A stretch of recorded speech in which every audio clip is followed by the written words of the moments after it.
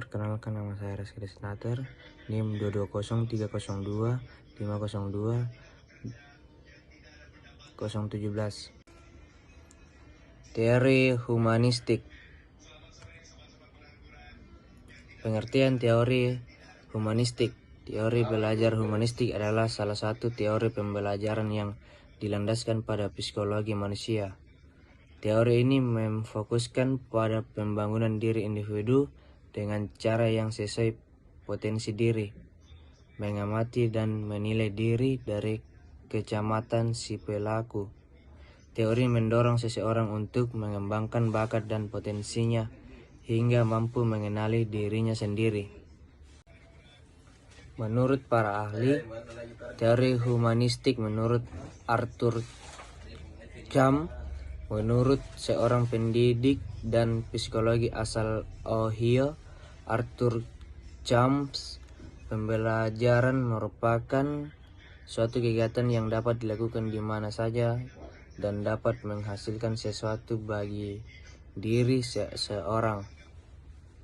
Baginya, seseorang pendidik tidak diperbolehkan memaksa seseorang untuk mempelajari sesuatu yang tidak disukainya. Teori humanistik menurut Abraham Maslow.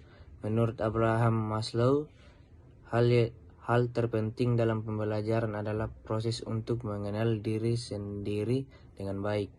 Bagaimana kita menjadi diri sendiri di dalam prosesnya dan menemukan potensi diri yang bisa kita kembangkan. Teori humanistik menurut Carl Rogers. Sedangkan menurut Charles Rogers, pembelajaran merupakan proses untuk saling memahami antara guru dan murid, hingga guru tahu apa yang dibutuhkan oleh muridnya tanpa ada paksa atau tindakan sepemahaman antara keduanya, sehingga bisa dijadikan pembelajaran sebagai pengalaman seseorang dalam prosesnya. Teori humanistik Abraham Maslow. Nama asli adalah Abraham Harold Maslow, 1908 sampai 1970, lebih dikenal sebagai Maslow. Maslow adalah seorang psikologi Amerika yang dikenal sebagai bapak psikologi humanistik. Dalam artikel Some Education Implication of the Humanistic Psychologies, Abraham Maslow mencoba untuk mengkritis teori Freud dan behavioristik. Menurut Abraham, yang terpenting dalam melihat manusia adalah potensi yang dimiliki. Dalam teori humanisme Maslow, teori ini menyerukan potensi siswa untuk tumbuh dan berkembang dan kebebasan untuk menemukan arah dalam hidup.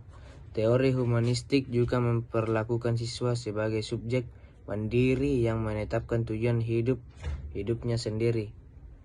Maslow, yang dikenal sebagai bapak psikologi humanistik, percaya bahwa perilaku manusia adalah tentang mengetahui dan menghargai diri sendiri sebanyak mungkin. Dalam teori pembelajaran humanistik, pelajar dianggap berhasil jika si pembelajar memahami lingkungannya dan diri sendiri. Teori Maslow didasarkan pada asumsi bahwa di dalam dirinya individu ada dua hal. 1. Suatu usaha yang positif untuk berkembang. 2. Kekuatan untuk melawan atau menolak perkembangan itu. Pada diri masing-masing orang mempunyai berbagai perasaan takut, seperti rasa takut untuk berusaha atau berkembang, takut untuk mengambil kesempatan, takut membahayakan apa yang sudah ia miliki, dan sebagainya.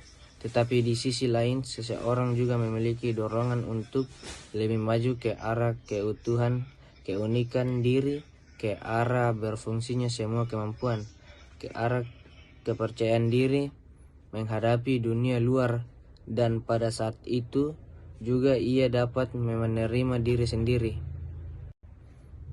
Teori Maslow yang paling terkenal adalah hierarki kebutuhan.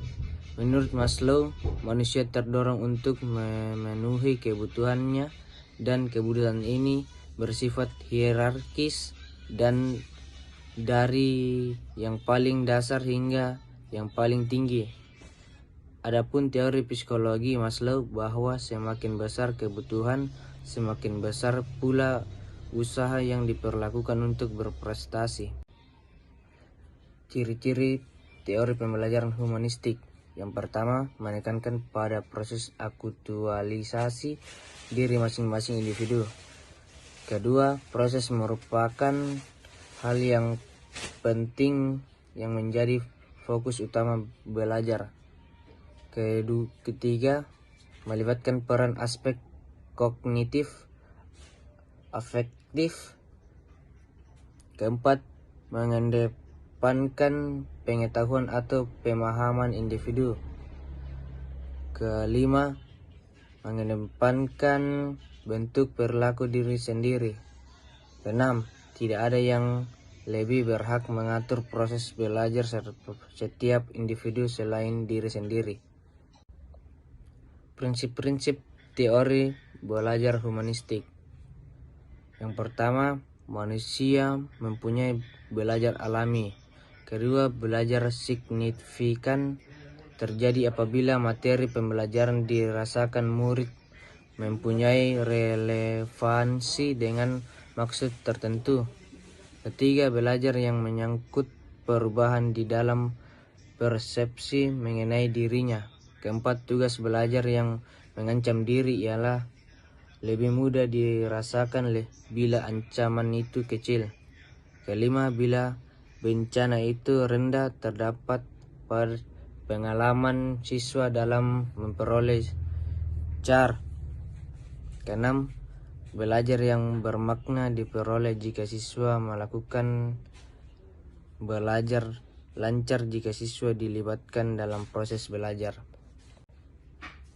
Manfaat teori belajar humanistik. Yang pertama, mampu mengubah sikap dan perilaku menjadi lebih baik. Kedua, membiasakan diri untuk bersikap demokratis, partisipatif, dan humanis. Ketiga, menjadikan diri sebagai manusia yang dapat menghargai perbedaan dan kebebasan menyatakan ide atau gagasan maupun pendapat. Keempat, meningkatkan keinginan diri untuk belajar. Terima kasih.